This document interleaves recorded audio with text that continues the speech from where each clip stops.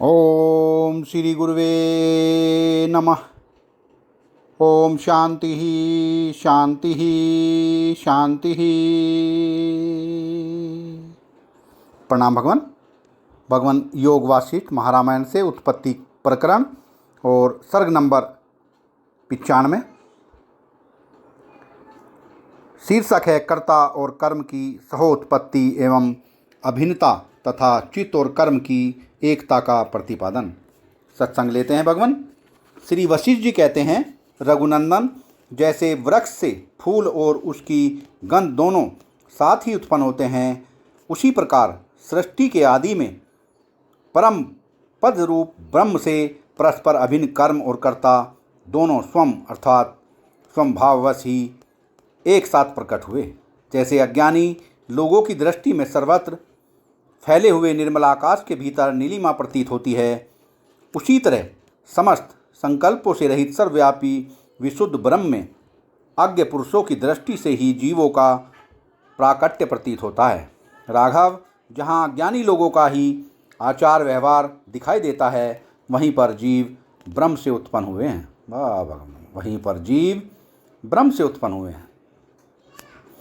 ऐसी उक्तियाँ टिक पाती हैं, किंतु जहाँ पर ज्ञानी पुरुषों का व्यवहार है, वहाँ यह कहना शोभा नहीं देता कि यह वस्तु तो ब्रह्म से उत्पन्न हुई है और यह नहीं हुई है। अतः भेद दृष्टि से जो सोचनीय द्वैत कल्पना की गई है, उसे व्यवहार मात्र के लिए स्वीकार करके यह उपदेश दिया जाता है कि यह ब्रह्म है और ये जीव हैं। वास्तव में यह कथन केवल वाणी का विलास मात्र है। ये सब जीव राशियाँ सदा उस परमात्मा में स्थिर रहती हैं, उसी से उत्पन्न होती हैं और उसी में लीन हो जाती हैं। रघुनंदन, जैसे फूल और गंध एक दूसरे से अभिन्न हैं, उसी तरह पुरुष अर्थात कर्ता और कर्म परस्पर अभिन्न हैं। ये परमात्मा से प्रकट होते और धीरे धीरे उसी में लीन हो जाते हैं।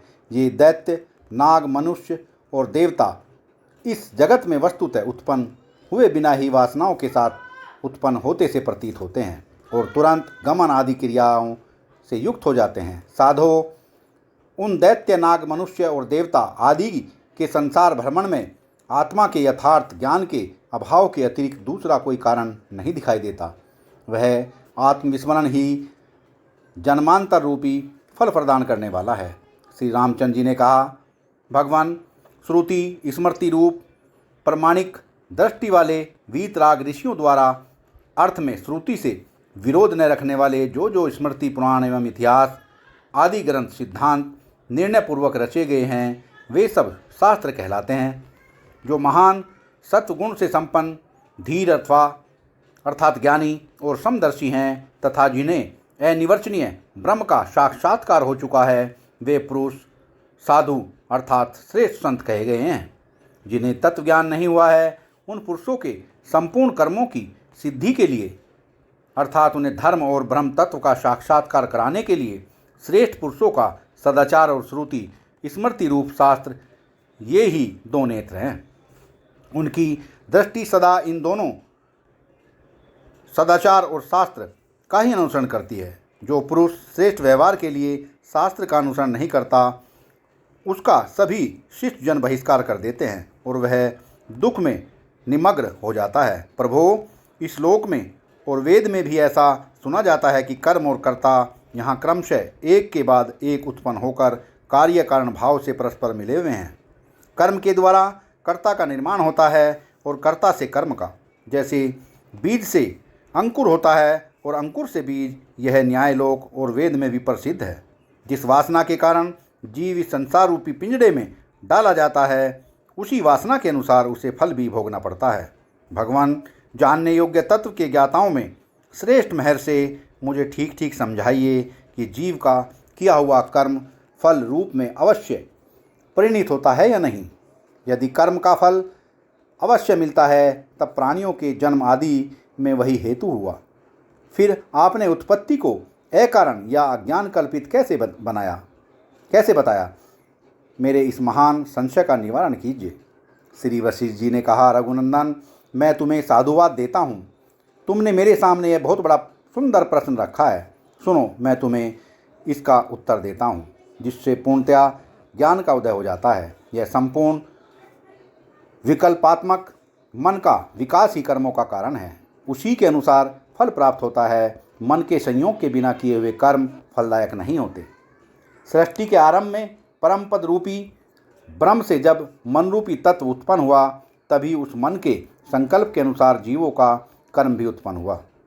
और जीव पूर्व वासना के अनुसार देह वाला होने के कारण देह में अहम भाव से स्थित है, अर्थात मन से ही कर्म की उत्पत्ति हुई। इसलिए बीज और वृक्ष की भांति कारण कार्य रूप मन और कर्म परस्पर अभिन्न है। जैसे अभिन्न रूप से स्थित हुए पुष्प और सुगंध में यहाँ भेद नहीं है, उसी प्रकार परस्पर अभिन्न मन और कर्म में भी भेद नहीं है। इस जगत में क्रिया का होना ही विद्वानों द्वारा कर्म बताया गया है। उस क्रिया का आश्रयभूत देह भी पहले मन ही था, अर्थात यह देह भी मन का ही संकल्प होने के कारण मनोरूप ही है। इसी प्रकार क्रिया भी मन का ही संकल्प होने से मन का ही स्वरूप है। न ऐसा कोई पर्वत है, न आकाश है, न समुद्र है, और न ऐसा कोई लोक ही है जहाँ किए हुए अपने कर्मों का फल नहीं प्राप्त होता। तात्पर्य है कि कर्मों का फल अवश्यम भावी है। ज्ञानपूर्वक किया हुआ कर्म चाहे पूर्व जन्म का हो या इस जन्म का, क्रियारूप पुरुषार्थ ही पुरुष का परम प्रयत्न है। वह कभी निष्फल नहीं होता। जो मुक्त पुरुष है, उसी के कर्म का नाश होने पर मन का नाश होता है। मन का नाश ही कर्म का अभाव है। जो मुक्त नहीं है, उसके कर्म और मन का नाश कदापि नहीं होता। अग्नि और उष्णता की भांति सदा परस्पर मिले हुए चित्त और कर्म, इन दोनों में से एक का अभाव होने पर दोनों का ही अभाव हो जाता है। सत्संग को विराम देते हैं भगवान। प्रणाम भगवान।